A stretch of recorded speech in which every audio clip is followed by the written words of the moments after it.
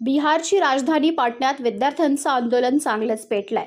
17वी BPSC परीक्षा रद्द करून पुन्हा घेण्यात यावी या प्रमुख मागणीसाठी हजारो विद्यार्थी रस्त्यावर उतरलेत।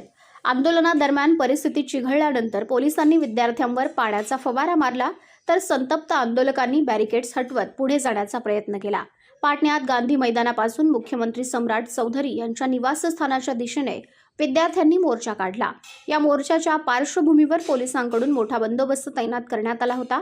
विद्यार्थ्यांच्या प्रमुख मागण्यांमध्ये 17वी BPSC परीक्षा रद्द करून पुन्हा घेणे, नकारात्मक गुणपद्धती रद्द करणे आणि भरती प्रक्रियेमध्ये एकच परीक्षा पद्धती लागू करणे यांचा समावेश आहे। पाटण्यामधील गर्दनी बाग परिसरात अनेक विद्यार्थी संघटना यापूर्वीपासूनच आंदोलन करतात। जवळपास 13 ते 14 विद्यार्थी संघटनांनी या आंदोलनाला पाठिंबा दिल्याची माहिती आहे। आंदोलक विद्यार्थ्यांनी मुख्यमंत्र्यांची भेट घेण्याची मागणी केली आहे। तसंच शिक्षण विभागाचे मुख्य सचिव आणि शिक्षण मंत्र्यांसोबत चर्चा करण्याचीही मागणी विद्यार्थ्यांनी केली आहे।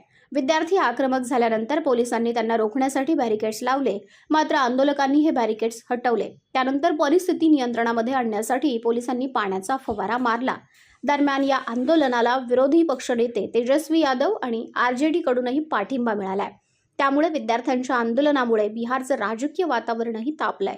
आंदोलनामुळे पाटण्यातील वाहतुकीवरही परिणाम झाला।